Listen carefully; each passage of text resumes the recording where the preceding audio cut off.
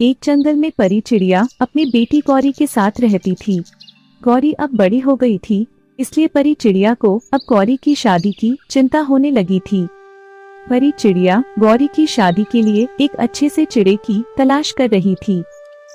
गौरी बेटी, मैं बुलबुल चिड़िया के यहाँ जा रही हूँ, तब तक तुम अपने घोंसले में ही रहना। घोंसला छोड़कर कहीं घूमने मत चली जाना। मैं बहुत जल्द ही वापस आ जाऊंगी। ठीक है माँ, तुम जाओ, मैं अपने घोंसले में ही रहूंगी। परी चिड़िया बुलबुल के यहाँ चली जाती है। बुलबुल के यहाँ जाकर परी चिड़िया बुलबुल से बोलती है, बुलबुल बहन, मेरी बेटी गौरी अब बड़ी हो गई है, इसलिए अब मुझे उसकी शादी की चिंता होने लगी है। अगर तुम्हारी नजर में कोई अच्छा चिड़ा हो तो बताना। तुम तो जानती ही हो आजकल अच्छा चिड़ा मिलना कितना मुश्किल है। हाँ परी बहन, ये तो तुम ठीक ही कह रही हो। आजकल अच्छा चिड़ा मिलना बड़ा मुश्किल हो गया है, परंतु तुम चिंता ना करो, मैं गौरी के लिए एक अच्छा सा चिड़ा ढूंढूंगी। ठीक है बुलबुल बहन, अब मैं चलती हूँ। इतना कहकर परी चिड़िया अपने घर आ जाती है। माँ आप आ गई। आप बुलबुल मौसी के यहाँ क्या करने गई थी? गौरी बेटी, मैं बुलबुल मौसी के यहाँ तुम्हारी शादी की बात करने गई थी। बुलबुल मौसी ने बोला है वो तुम्हारी शादी के लिए एक अच्छे से चिड़े की तलाश करेगी। नहीं माँ, अभी मुझे शादी नहीं करनी, अभी मुझे आपके साथ ही रहना है। मैं आपको छोड़कर कहीं नहीं जाऊंगी। नहीं गौरी, तुम बड़ी हो गई हो, अब मैं तुम्हें ज्यादा दिन तक अपने पास नहीं रख सकती। तुम्हें शादी करके अपने घर जाना होगा। गौरी अपनी माँ से नाराज होकर जंगल की ओर चल देती है। रास्ते में गौरी को बहुत जोर से भूख लगती है। गौरी भोजन की तलाश करने लगती है। तभी गौरी को एक सेब का बगीचा दिखाई देता है। सेब की बगीचे को देखकर गौरी मन ही मन सोचने लगती है, कितना सुंदर बगीचा है, काश मेरे पास भी ऐसे ही सेब का बगीचा होता तो मैं रोज अपने बगीचे से सेब तोड़कर खाती। चलो कोई बात नहीं, आज मैं इसी बगीचे से सेब तोड़कर खाऊंगी। सेब खाने के लिए गौरी बगीचे में जाती है। बगीचे में जाकर गौरी जैसे ही सेब तोड़ती है, तभी किसी के चिल्लाने की आवाज आती है। आवाज को सुनकर गौरी डर जाती है। गौरी इधर उधर देखने लगती है, पर गौरी को कोई दिखाई नहीं देता। कुछ देर में कालू कौवा वहां आ जाता है। कालू कौवे को देखकर गौरी डर जाती है। यह तुम क्या कर रही हो चिड़िया? मेरे बगीचे से सेब चोरी कर रही हो। चोरी करते हुए तुम्हें डर नहीं लगता? नहीं नहीं कालू जी, मैं चोरी नहीं कर रही, मुझे बहुत जोर से भूख लगी थी। यहाँ से जाते हुए मैंने आपके बगीचे को देखा तो मैं बस यहाँ थोड़ा सा सेब खाने चली आई। मैं कोई चोर नहीं हूँ, मेरा नाम गौरी है और मैं यही पास में ही रहती हूँ।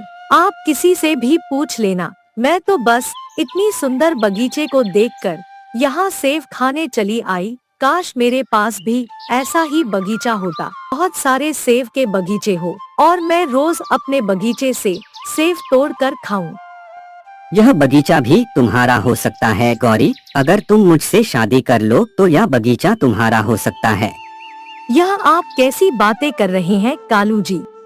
मैं सच कह रहा हूँ गौरी, मेरे पास ऐसे और भी बगीचे हैं। अगर तुम मुझसे शादी कर लोगी तो यह सारे बगीचे तुम्हारे हो जाएंगे और तुम रोज बगीचे से सेब भी खा सकती हो। ठीक है कालू जी, हमारी शादी के लिए मैं अपनी माँ से बात करूँगी। बेचारी भोली भाली गौरी कालू कौवे की बातों में आ जाती है और मन ही मन खुश होकर अपने घर की ओर चल देती है। घर आकर गौरी अपनी माँ से बोलती है, माँ आज मैं जब जंगल जा रही थी तो रास्ते में मैं कालू कौवे से मिली।